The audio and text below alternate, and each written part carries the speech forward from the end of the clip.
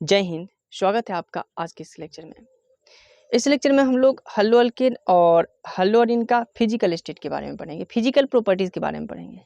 तो चलिए समय को वेस्ट किए बिना स्टार्ट करते हैं लेक्चर को। आप लोग आसपास के डिस्टरबेंस को दूर कर दें और कॉपी पेन निकाल करके मेरे साथ लिखना स्टार्ट करें, तभी आप लोगों को इस लेक्चर को देखने का फायदा होगा। Hello alkane and hello Areen, और इसका जो लास्ट टॉपिक है फिजिकल प्रॉपर्टीज, उसकी आज चर्चा करेंगे। तो physical properties of hello alkane and hello Areen. इसकी फिजिकल प्रॉपर्टीज की बात करें तो पहला फिजिकल प्रॉपर्टीज है फिजिकल स्टेट, यानी जो कंपाउंड है हल्लो अल्केन हल्लो अरीन, उसका भौतिक अवस्था क्या होगा। वो ठोस होंगे, द्रव होंगे, गैस होंगे, किस स्टेट में पाए जाएंगे, इसकी चर्चा करते हैं पहले। तो आप लोगों को बता दें कि जितने भी लोअर हल्लो अल्केन होते हैं, निम्नतर हल्लो अल्केन, वो सभी गैसीय स्टेट में होंगे। जैसे कार्बन का संख्या 1 हो और उसके साथ Cl जोड़ दें, कार्बन का संख्या 1 उसके साथ हम Br जोड़ दें, यानी ब्रोमोमीथेन, क्लोरोमीथेन। कार्बन का संख्या 2 हो और उसके साथ जोड़ दें हम Cl। तो ये जो कंपाउंड है, ये कंपाउंड सामान्यतः आपको गैसियस स्टेट में मिलेंगे। यानी ये जो निम्नतर हल्लो अल्केन है, ये सभी गैसीय होते हैं, गैसीय होते हैं, गैसीय होते हैं। लेकिन जो उच्चतर हल्लो अल्केन है, जैसे जिसमें कार्बन का संख्या 2 से अधिक हो, 3 कार्बन का संख्या हो, उसके साथ फ्लोरीन, आयोडीन वगैरह वगैरह जुड़ा हो, कोई भी हैलोजन जुड़ा हो, कार्बन का संख्या 3 हो, यानी कि उच्चतर हल्केन की बात करें, हल्लो अल्केन की बात करें, तो उच्चतर हल्लो अल्केन जो होते हैं ना, वो या तो ठोस होंगे, नहीं तो द्रव होंगे। द्रव या ठोस होते हैं। फॉर एग्जाम्पल, जैसे कार्बन का संख्या हम लोग ले 3, CH3 CH2 CH2 Cl। Carbon का संख्या 3, यह तो द्रव होगा नहीं तो ठोस होगा। CH3 CH2 CH2 CH2, 4 carbon का संख्या यहाँ पर जोड़ देते हैं Br। ये या तो द्रव होगा नहीं तो ठोस होगा। इसी प्रकार से हम ले लें हल्लो अरीन, जैसे बेंजीन रिंग, और इसके साथ जोड़ देते हैं Cl। तो या तो ठोस होंगे नहीं तो द्रव रूप में पाए जाएंगे, उन दोनों में से कोई होंगे। जैसे हम ले लें बेंजीन रिंग, इसके साथ लेते हैं CH2 और यहाँ पर ले लेते हैं Cl। तो ये भी एक प्रकार का हल्लो अल्केन है, जो या तो द्रव फॉर्म में होगा नहीं तो ठोस फॉर्म में होगा। तो ये इसके भौतिक अवस्था होगा। सेकेंड देखते हैं इसका हम लोग कलर, रंग। जब रंग की बात करें तो जितने भी हल्लो अल्केन होते हैं सामान्यतः रंगहीन होते हैं, यानी सामान्यतः सभी हल्लो अल्केन रंगहीन होते हैं, रंगहीन होते हैं। लेकिन जैसे ही कुछ ब्रोमाइड और आयोडाइड, यानी कुछ ब्रोमाइड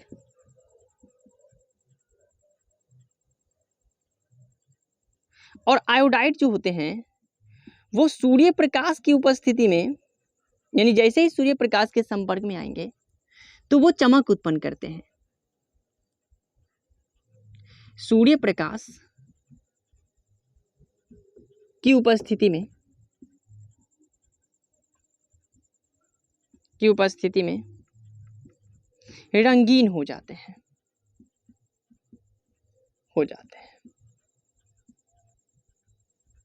तो ये रहे रंग की बात। सामान्यतः जितने भी हल्लो अल्केन होंगे, कोई भी हल्लो अल्केन, वो क्लोराइड हो, ब्रोमाइड हो, आयोडाइड हो या फ्लोराइड हो, कोई भी हो, वो कैसा होगा तो रंगीन होगा। लेकिन कुछ ब्रोमाइड और आयोडाइड ऐसे होते हैं जो सूर्य प्रकाश के उपस्थिति में यानी सूर्य प्रकाश के संपर्क में आते हैं तो वो रंगीन हो जाते हैं। तो ये रंग की बात होगी।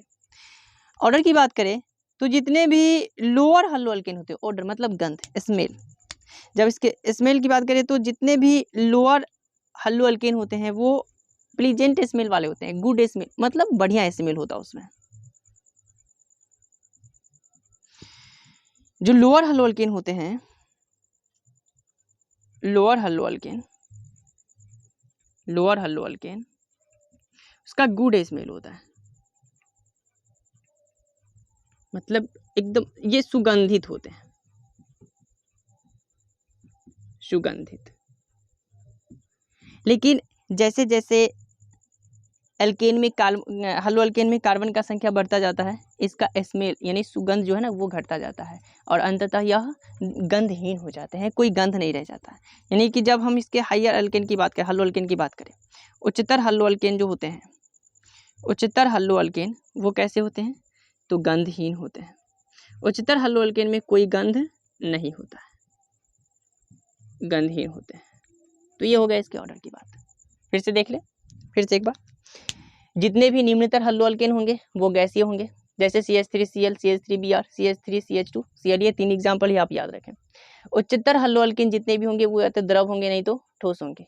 जैसे कार्बन का संख्या 2 से ज़्यादा वाले जितने भी हल्लो अल्केन होंगे वो या तो द्रव स्टेट में होंगे नहीं तो ठोस स्टेट में होंगे। कलर की बात करें तो सामान्यतः सभी हल्लो अल्केन रंगहीन होते हैं, लेकिन कुछ ब्रोमाइड और आयोडाइड सूर्य प्रकाश की उपस्थिति में रंगीन हो जाते हैं। गंध की बात करें तो लोअर हल्लो अल्केन का स्मेल जो होता है ना वो बढ़िया होता है, सुगंधित होता है वो, लेकिन जैसे जैसे हल्लो अल्केन में कार्बन का संख्या बढ़ता जाता है तो वो उसका सुगंध घटता जाता है और वह अंततः गंधहीन हो जाते हैं, यानी कोई गंध नहीं रह जाता है। नेक्स्ट बात करते हैं हम इसके थर्ड, इसके बॉइलिंग पॉइंट की। बॉइलिंग पॉइंट इसका सबसे इंपॉर्टेंट टॉपिक है, हल्लो अल्केन का boiling point. Boiling point,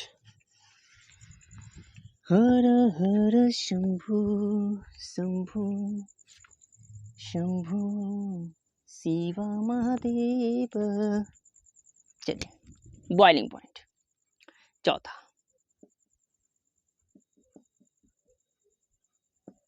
boiling point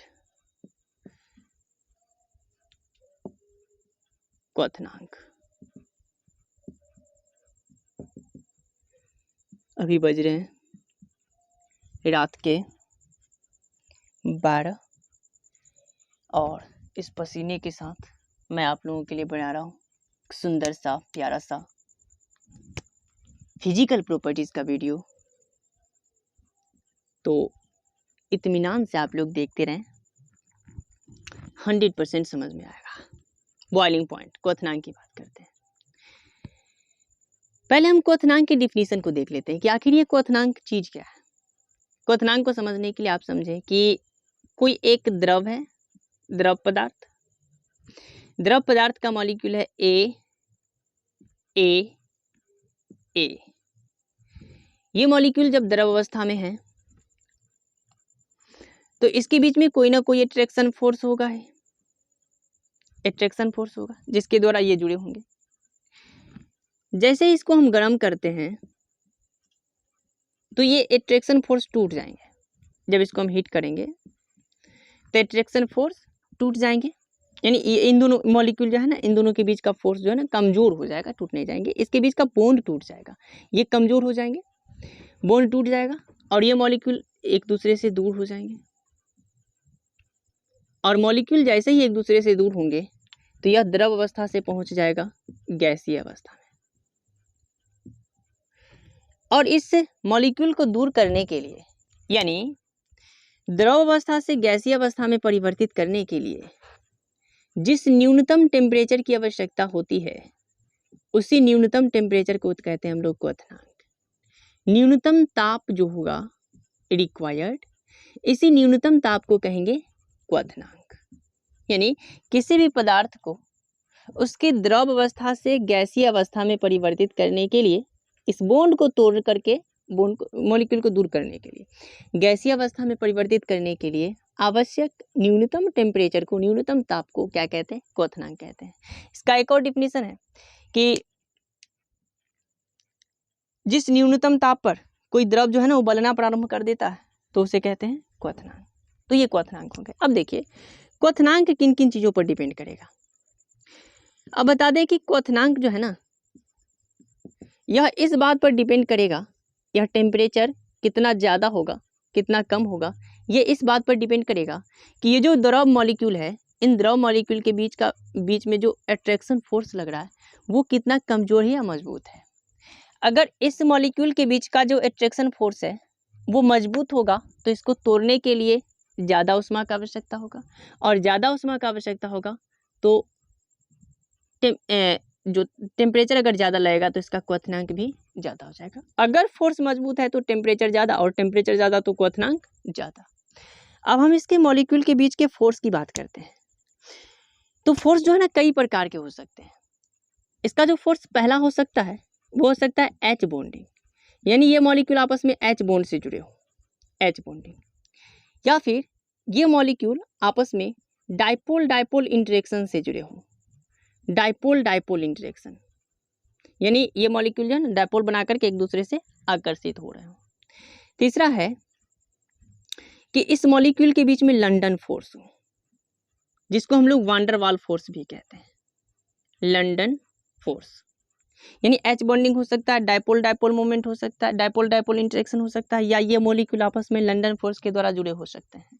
तो बता दें कि इसका जो क्वथनांक होता है ना वो सीधा समानुपाती होता है एच बॉन्डिंग के, सीधा समानुपाती होता है डाइपोल डाइपोल इंटरेक्शन के, सीधा समानुपाती होता है लंडन फोर्स के, और सीधा समानुपाती होता है लास्ट चौथा मॉलिक्यूलर वेट के, जिसको हम लोग कहते हैं आणविक द्रव्यमान।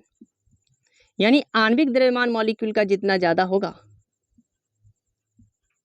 उसका वांडर वाल फोर्स उतना ही ज्यादा होगा, वांडर वाल फोर्स या फिर वांडर वाल फोर्स उतना ही ज्यादा होगा, और वांडर वाल फोर्स जितना ज्यादा होगा तो उसका क्वथनांक उतना ही ज्यादा होगा। तो ये 4 टर्म हो गए। एक और टर्म है इसके पांचवा, कि जो क्वथनांक होते हैं ना वो है समावयवी हल्लो-अल्केन के लिए या फिर समावयवी अल्कोहल के लिए, किसी के लिए भी समावयवी होने चाहिए।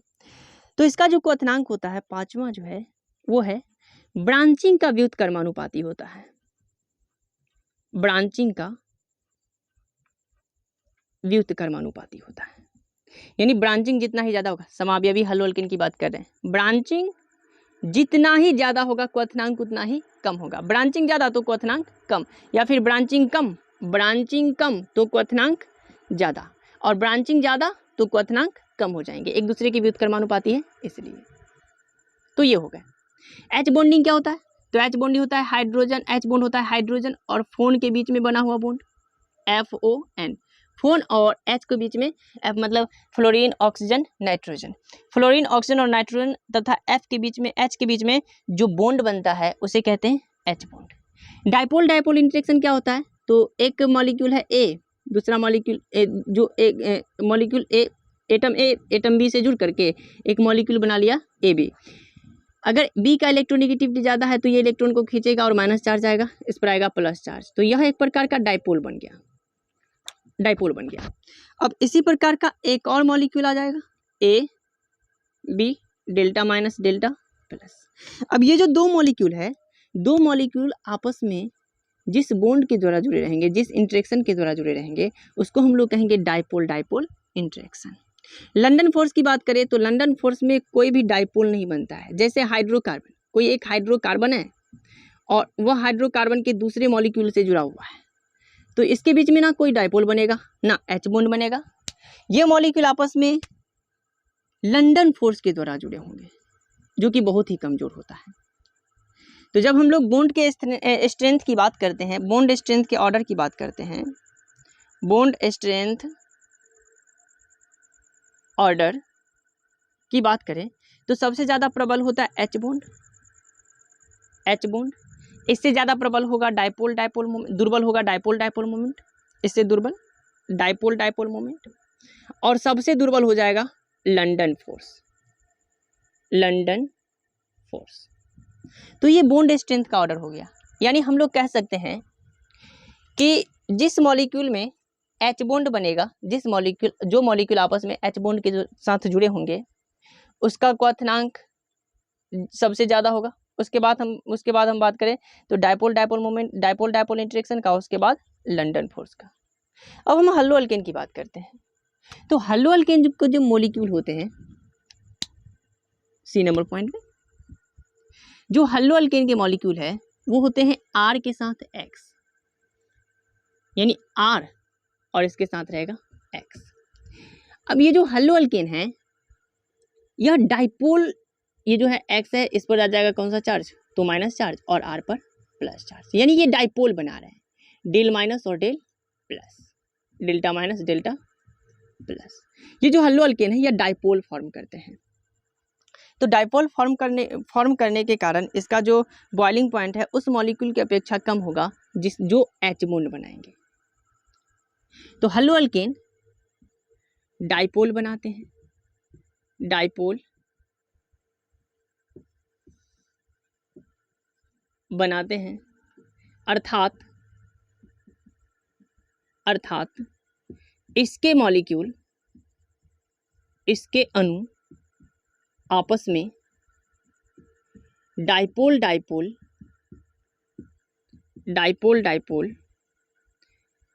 अन्योन्य क्रिया, जिसको इंटरेक्शन कहते हैं, अन्योन्य क्रिया से जुड़ा होता है,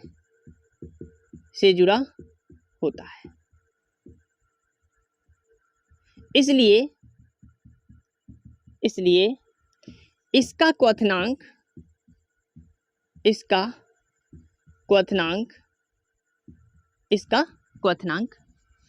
देखना कि कौन कौन चीज से कम होगा। देखिए पहला ROH के मॉलिक्यूल, इसमें देख रहे हो OH है तो ROH का एक और मॉलिक्यूल आएगा और आपस में कौन सा बॉन्ड बनाएगा, तो H बॉन्ड बनाएगा। इस तरह से देखिए H बॉन्ड बना लेगा।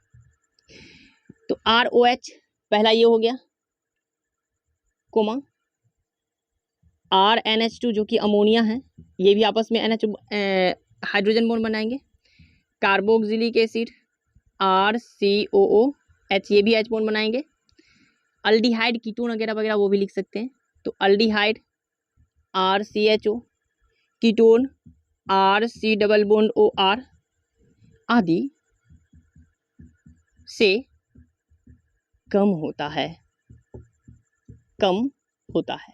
क्यों?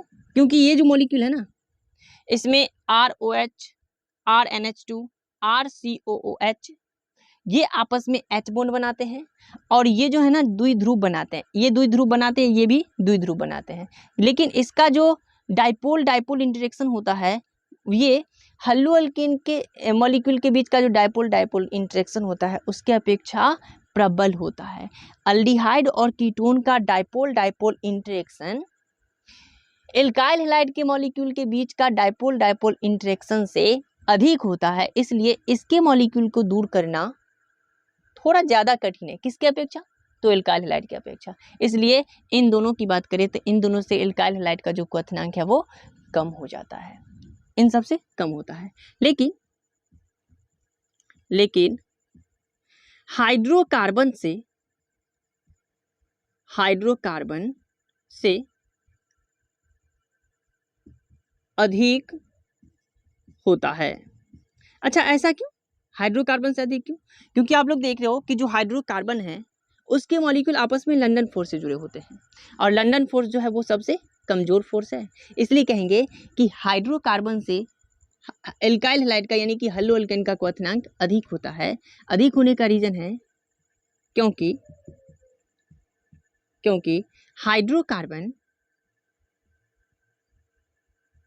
हाइड्रोकार्बन के अणु आपस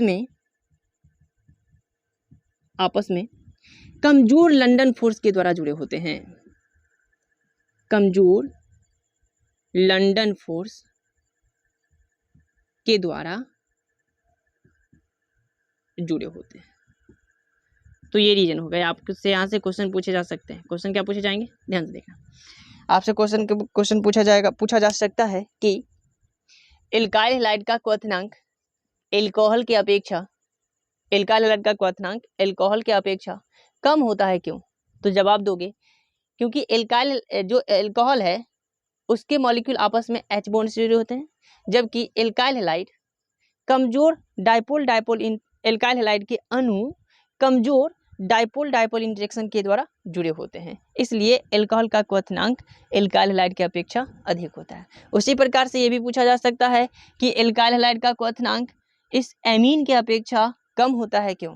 तो ये भी कहोगे कि एमीन के मॉलिक्यूल आपस में H बॉन्ड के द्वारा जुड़े होते हैं, जबकि एल्काइल हैलाइड के मॉलिक्यूल आपस में कमजोर डाइपोल डाइपोल इंटरेक्शन के द्वारा जुड़े होते हैं, इसलिए एल्काइल हैलाइड का क्वथनांक कम और एमीन का क्वथनांक अधिक होता है। इसी प्रकार का आंसर होगा H बॉन्ड वाला RCOH में, यानी कि कार्बोक्सिलिक एसिड में। चलिए आगे बढ़ते हैं और देखते हैं इसका कुछ एग्जाम्पल कि कौन से एल्काइल हैलाइड का क्वथनांक कम होगा और किसका ज्यादा होगा।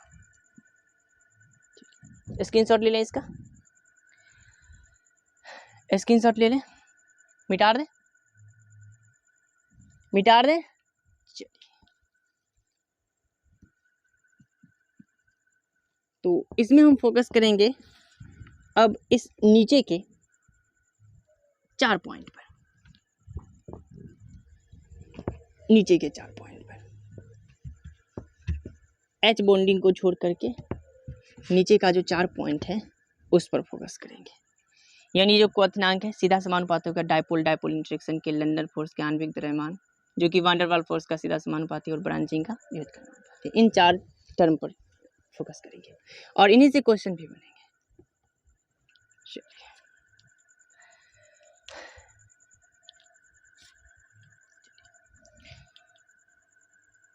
अब क्वेश्चन देखिएगा। आप लोगों से क्वेश्चन कर रहा है कि निम्न को क्वथनांक के बढ़ते क्रम में व्यवस्थित करें। निम्न को क्वथनांक के बढ़ते क्रम में व्यवस्थित करें। पहले खुद से पॉज करके करेंगे, उसके बाद मेरे आंसर से अपने आंसर को मैच करेंगे। पहला क्वेश्चन, पहला का ये CH3 CH2 Cl, B CH3 CH2 CH2 Cl, C CH3 Cl। पहले खुद से बना ले, उसके बाद मेरे आंसर से अपने आंसर को मैच करें। सेकेंड, इस तरह से ये 4 कार्बन और ये जो चौथा कार्बन इसके साथ जुड़ा हुआ है F, ये A नंबर हो गया। B नंबर 4 कार्बन और इससे जुड़ा हुआ है Cl, C नंबर 4 कार्बन इससे जुड़ा हुआ है Br, D नंबर 4 कार्बन इससे जुड़ा हुआ है I। नेक्स्ट हम ले लेते हैं ये 4 कार्बन और इसके साथ जोड़ देते हैं Cl, फिर से ये 4 कार्बन और इसके साथ जोड़ देते हैं Cl, फिर से 4 कार्बन और इसके साथ यहाँ पर जुड़ा हुआ है Cl। तो ये A, B और ये C। चौथा क्वेश्चन कि हम ले लेते हैं CH3Cl, A number, B number CH3Br, C number CH2Cl2 और उसके बाद D नंबर CHCl3 और फिर चलो इतना ही रहने देते हैं। ये हो गया क्वेश्चन। तो इन्हें पहले आप लोग खुद से पॉज करके सॉल्व कर लें, फिर मेरे आंसर से अपने आंसर को मैच करेंगे। कर लिया? चलिए, तो इन सभी को सॉल्व करने के लिए, इन सब क्वेश्चन को सॉल्व करने के लिए आप लोगों को ये याद रखना पड़ेगा। कंसेप्ट क्या है कि ये जो बॉइलिंग पॉइंट होता है वो सीधा समानुपाती होता है। पहला, डाइपोल डाइपोल इंटरेक्शन के सीधा समानुपाती। दूसरा, यह सीधा समानुपाती हो जाएगा मॉलिक्यूलर वेट के, आणविक द्रव्यमान के। यानी आणविक द्रव्यमान जितना ही ज़्यादा होगा उतना ही ज़्यादा van der Waals force of attraction होगा, और van der Waals force of attraction जितना ही ज़्यादा होगा उसका बॉइलिंग पॉइंट उतना ही ज़्यादा होगा। नेक्स्ट है कि यह व्युत्क्रमानुपाती हो जाएगा ब्रांचिंग के, यानी ब्रांचिंग जितना ही ज़्यादा होगा तो उसका बॉइलिंग पॉइंट उतना ही कम होगा। पहला देखते हैं, पहला हम देख रहे हो 2 कार्बन Cl, यहाँ 3 कार्बन Cl और 1 कार्बन के साथ Cl। जब हम इसके मॉलिक्यूलर वेट की बात करते हैं तो सबसे कम मॉलिक्यूलर वेट हो जाएगा इस पूरे कंपाउंड का। आणविक द्रव्यमान सबसे कम इसका, देख लो तो कम है, अनुकम है। आणविक द्रव्यमान सबसे कम इसका, उसके बाद हो जाएगा इसका और उसके बाद ये। जिसका आणविक द्रव्यमान ज़्यादा होगा उसका बॉइलिंग पॉइंट भी ज़्यादा हो जाएगा। तो बॉइलिंग पॉइंट सबसे ज़्यादा हो जाएगा इसका और सबसे कम इसका। हमें बढ़ते क्रम में व्यवस्थित करना है तो सबसे कम हो जाएगा सी का, सी से ज़्यादा हो जाएगा ए का और ए से ज़्यादा हो जाएगा बी का। तो ये बॉइलिंग पॉइंट का ऑर्डर हो गया। नेक्स्ट देखिए, इसमें आप लोग देख रहे हो कि कार्बन का संख्या सेम, प्रत्येक में कार्बन का संख्या 4, बस डिफरेंट किस में है तो हैलोजन एटम में। यहाँ पर रखा हुआ है फ्लोरीन, इसमें क्लोरीन, इसमें ब्रोमीन और अंत में आयोडीन। तो इसका भी जो बॉइलिंग पॉइंट का ऑर्डर निकाला जाएगा वो आणविक द्रव्यमान से निकाला जाएगा। वो कैसे, अब जांच करना है इसका कि आणविक द्रव्यमान किसका ज़्यादा होगा। तो आणविक द्रव्यमान को याद रखने के लिए आप लोगों को एक ट्रिक याद रखना है। ट्रिक है फूलन देवी कल बिहार आई अटक अटक के टमटम से, इस तरह से, क्योंकि लास्ट में आप लोगों को सर ट्रिक बताए होंगे, जो पढ़ाए होंगे आप लोगों के टीचर बताए होंगे ट्रिक कि फूलन देवी कल बिहार आई एरोप्लेन से। अब मैं बता रहा हूँ कि एक और नए तत्व का खोज हो गया है, इसलिए अब ट्रिक में थोड़ा बदलाव हो गया है और ट्रिक बन गया है फूलन देवी कल बिहार आई अटक अटक के टमटम से। ये रेडियो सक्रिय तत्व है और मानव ने इसे निर्मित किया है। हम इसमें ऊपर के 4 की बात करते हैं, फ्लोरीन, क्लोरीन, ब्रोमीन, आयोडीन। जब आप ऊपर से नीचे की ओर आते हो तो इसका जो आणविक द्रव्यमान होता है वो आणविक द्रव्यमान ऊपर से नीचे आने पर बढ़ता है, आणविक द्रव्यमान इंक्रीज करता है। तो इसमें देखिए सबसे ज़्यादा आणविक द्रव्यमान, कार्बन का संख्या 4 सब में सेम है, इसलिए हम लोग हैलोजन से ही देखेंगे। तो सबसे ज़्यादा आणविक द्रव्यमान इसका और सबसे कम फ्लोरीन का। तो सबसे कम आणविक द्रव्यमान जिसका होगा उसी का क्वथनांक सबसे कम होगा। तो सबसे कम हो गया ए से ज़्यादा बी, बी से ज़्यादा सी और सी से ज़्यादा हो जाएगा डी। नेक्स्ट देखिएगा, नेक्स्ट जो है यह क्वेश्चन बनेगा ब्रांचिंग से। आप लोग देख रहे हो कि पहला में कोई ब्रांच नहीं है, यह एक स्ट्रेट चेन बना रहा है। दूसरा में एक ब्रांच है, इस तरह से ये ब्रांच है, यानी पहला जो है ना, दूसरा जो है ना वो पहला से ज़्यादा शाखित है और दूसरा से ज़्यादा शाखित है तीसरा, यानी सबसे ज़्यादा शाखित हो गया ये, उसके बाद ये और सबसे कम शाखित ये। आप लोग देख रहे हो कि ब्रांचिंग जितना ज़्यादा होगा, यानी शाखन जो जितना ज़्यादा शाखित होगा उसका क्वथनांक उतना ही कम होगा। ब्रांचिंग ज़्यादा तो बॉइलिंग पॉइंट कम। यहाँ ब्रांचिंग सबसे ज़्यादा है तो सबसे कम बॉइलिंग पॉइंट इसी का होगा, यानी ऑर्डर हो जाएगा सबसे कम सी का, सी से ज़्यादा बी का, क्योंकि इससे ज़्यादा ब्रांचिंग है, इससे ज़्यादा इससे कम ब्रांचिंग, तो इस सबसे कम इसका, तो बॉइलिंग पॉइंट सबसे ज़्यादा इसका हो गया। ब्रांचिंग सबसे ज़्यादा इसका तो बॉइलिंग पॉइंट सबसे कम इसका हो गया। उसके बाद ये है बी नंबर, तो बी और सबसे ज़्यादा हो जाएगा सी का, ए का, सबसे ज़्यादा ए का, तो ए का बॉइलिंग पॉइंट हो गया सबसे ज़्यादा। नेक्स्ट की बात करें तो इसमें आप लोग देख रहे हो जब इन दोनों की तुलना करते हैं तो इन दोनों में बॉइलिंग पॉइंट की बात करें तो CH3Br का ज़्यादा हो जाएगा, क्योंकि ब्रोमीन का द्रव्यमान जो आणविक द्रव्यमान है वो क्लोरीन की अपेक्षा ज़्यादा है। तो इन दोनों में तुलना करें तो ज़्यादा किसका हो जाएगा, बी का, और ए का कम हो जाएगा। जब इन दोनों की बात करते हैं तो यहाँ पर देख रहे हो 3 क्लोरीन है और यहाँ पर 2 क्लोरीन है। 2 क्लोरीन और CH2 रहेगा तो इसका जो मॉलिक्यूलर वेट निकालोगे तो ये इससे भी ज़्यादा हो जाएगा और इसका मॉलिक्यूलर वेट इससे ज़्यादा इससे कम हो जाएगा। सबसे ज़्यादा हो जाएगा क्लोरोफॉर्म का, तो मॉलिक्यूलर वेट सबसे ज़्यादा क्लोरोफॉर्म का, उसके बाद CH2Cl2 का, उसके बाद CH3Br का और सबसे कम हो जाएगा CH3Cl का। जिसका मॉलिक्यूलर वेट कम उसका क्वथनांक भी कम, तो सबसे क्वथनांक कम हो जाएगा ए का, ए से ज़्यादा हो जाएगा बी का, क्योंकि CH3 के साथ Br जुड़ा हुआ है। उसके बाद जब हम इन दोनों की तुलना करते हैं तो इसमें 3 क्लोरीन, इसमें 2 ही क्लोरीन, तो बी से ज़्यादा हो जाएगा सी का और सबसे ज़्यादा हो जाएगा डी का। तो ये बॉइलिंग पॉइंट के ऑर्डर। इसी प्रकार से बॉइलिंग पॉइंट के और भी क्वेश्चन पूछे जाते हैं, तो इसे छाप ले या फिर स्क्रीनशॉट ले ले, फिर आगे बढ़ते हैं। छाप लिया, चलिए इसका लास्ट फिजिकल स्टेट की बात करें तो लास्ट फिजिकल स्टेट है सॉल्युबिलिटी, विलय आता। अगर आप लोगों ने क्लास 12th में फिजिकल केमिस्ट्री का सॉल्यूशन चैप्टर पढ़ा हो तो उसमें आप लोगों को सॉल्युबिलिटी का एक टर्म बताया गया होगा, लाइक डिजॉल्व लाइक, यानी समान समान को घोलता है, लाइक डिजॉल्व लाइक। तो उस कंसेप्ट पर आधारित कुछ कंसेप्ट का यहाँ पर यूज करेंगे, उस पर आधारित, लाइक डिजॉल्व लाइक पर आधारित। तो पांचवा है सॉल्युबिलिटी। सॉल्युबिलिटी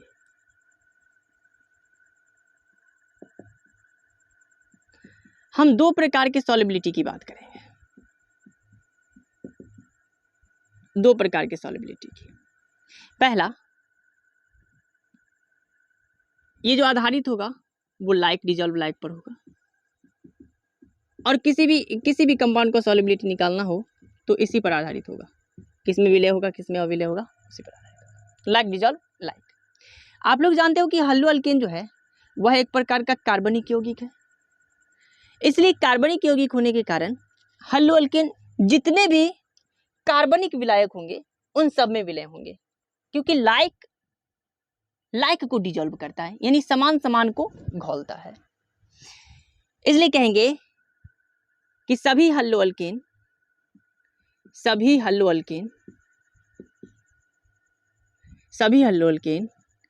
कार्बनिक विलायकों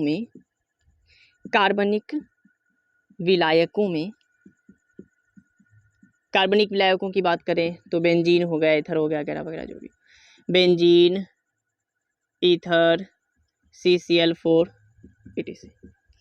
कार्बनिक विलायकों में विलय होते हैं, ये किसी भी अनुपात में घुल जाएंगे, किसी भी अनुपात विलय होते हैं। लेकिन जब हम जल में विलयता की बात करते हैं तो आप लोगों को मालूम होना चाहिए कि जल में वही कंपाउंड घुल सकते हैं जो जल के अणुओं के साथ H बॉन्ड बनाता हो। क्या बनाता हो? H bond. जल में वही कंपाउंड घुलेंगे जो जल के अणुओं के साथ H बॉन्ड बनाता हो। लेकिन जब हम एल्काइल हैलाइड की बात करते हैं, RX की बात करते हैं, तो आप लोग जानते हो कि एल्काइल हैलाइड का X पर डेल माइनस और इस पर डेल प्लस, यह ध्रुवीय है। लेकिन क्या यह जल के अणुओं के साथ H बॉन्ड बनाएगा? X R, ये किसी तरह से कहीं भी रखते हैं, R X, क्या इन दोनों के बीच में H बॉन्ड बनेगा? X और H के बीच में H बॉन्ड बनेगा? तो एक कंडीशन H बॉन्ड बनने का, वो है F। अगर यहाँ पर F रख देते हैं X के जगह पर F, तो आप लोग देख रहे हो कि F और H के बीच में H बॉन्ड बन जाएगा। तो जो एल्काइल फ्लोराइड होंगे वो तो जल में विलय होंगे, लेकिन एल्काइल फ्लोराइड के अलावा जितने भी मॉलिक्यूल होंगे, इसमें देखना एक और बात पर ध्यान देना कि H बॉन्ड बनाने के लिए ना, ये H बॉन्ड बनेंगे बहुत ही दुर्बल होंगे, क्योंकि यहाँ F के साथ तो H है लेकिन इधर रहेगा क्या, R है, कार्बन है, तो इसमें जो H बॉन्ड बनेगा बहुत ही दुर्बल होगा। तो ये भी बहुत अत्यंत ही कम विलय होता है, बहुत कम विलय होता है। तो हम लोग कहेंगे कि जो एल्काइल हैलाइड है RX है, एल्काइल हैलाइड RX ध्रुवीय होते हुए भी, ये ध्रुवीय है, ध्रुवीय होते हुए भी जल में अत्यंत कम विलय अथवा अविलय होते हैं, अविलय होते हैं। रीजन क्या है? क्योंकि रीजन है कि यह जो एल्काइल हैलाइड के मॉलिक्यूल होते हैं वो जल का अणुओं के साथ H बॉन्ड नहीं बनाते हैं, क्योंकि यह जल अणुओं के साथ